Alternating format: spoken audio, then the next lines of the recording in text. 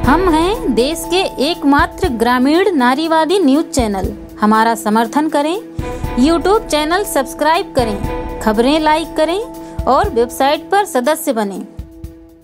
1 फरवरी को देश का आम बजट संसद में पेश कर दिया गया, हर साल की तरह। अब इस आम बजट को लेकर के हमारे बुंदेलखंड वासियों की क्या राय है, उनका क्या कहना है, उनकी किस तरह की उम्मीदें थी, इन सारी बातों को लेकर के हमने उनसे इंटरव्यू किए। तो आइए जानते हैं आखिरकार उन्होंने क्या कहा हमारी इस खास रिपोर्ट में। न किसानों के लिए कुछ दिया, ये तो पूंजीपतियों का बजट है। ऐसा आपको क्यों लग रहा है?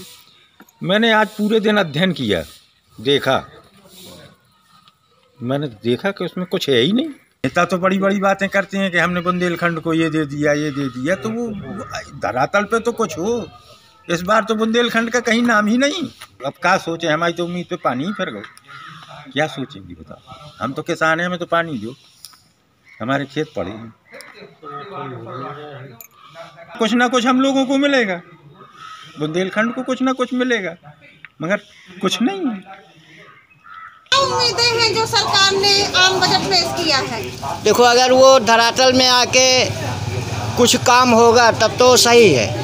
अगर यहाँ तक नहीं पहुँच रहा तो उससे कोई लाभ नहीं होगा, न जनता का, न दुकानदारों का, न गरीबों, किसी का लाभ नहीं होगा।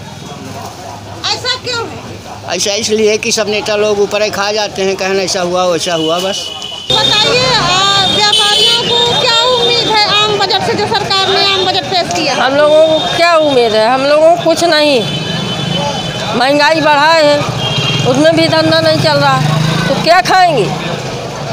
क्या हमको दे रही है गवर्नमेंट? हमको कोई लाभ नहीं है। हमारा तो यही कहना है, देखिए कि हमारी मूलभूत कुछ सुविधाएं होती हैं, जैसे खाना, कपड़ा और मकान है, इसके साथ साथ स्वास्थ्य, शिक्षा। तो हम तो अपने यूपी के लिए यही चाहते हैं कि सबसे पहले शिक्षा, और इसके साथ साथ जो मूलभूत सुविधाएं उनके लिए सरकार अपने बजट को में शामिल करे और ज़्यादा से ज़्यादा उसको प्राथमिकता दे। महिलाओं के लिए क्या खास बजट होना चाहिए?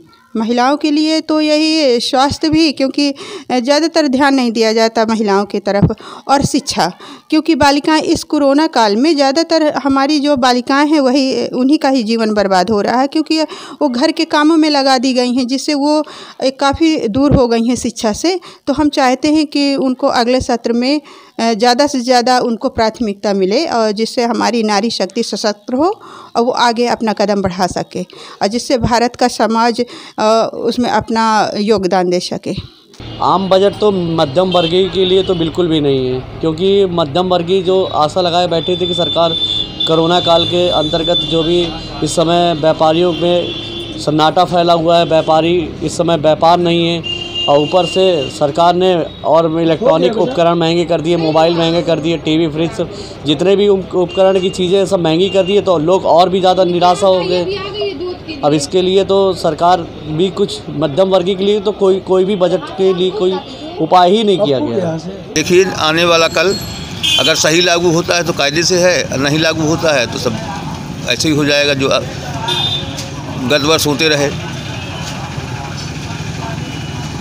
तो आप कुछ उम्मीद नहीं रख रहे हैं? नहीं, कोई उम्मीद नहीं। क्यों, ऐसा क्यों?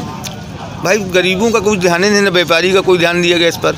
सरकार तो प्रतिवर्ष नए बजट पेश करती है, मगर हम बुंदेलखंड वासियों को ऐसी कोई सुविधा नहीं मिल रही है कि कोई लाभ यहाँ प्राप्त हो।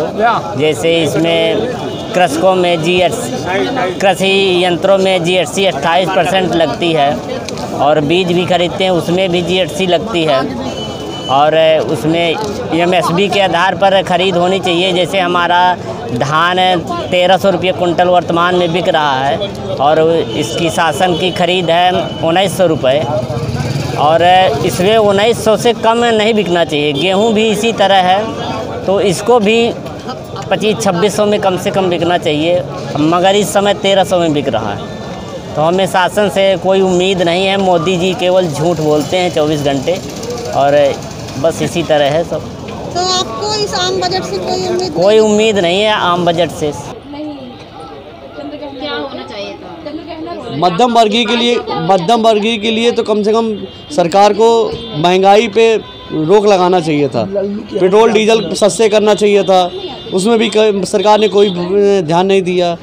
कोई भी चीज़ देखिए आप, रोज़मर्रा की चीज़ें दिनों दिन बढ़ती चली जा रही है, उसमें क्या कोई भी लाभ नहीं दिया उससे। खबर लहरिया, आपकी खबर आपकी भाषा।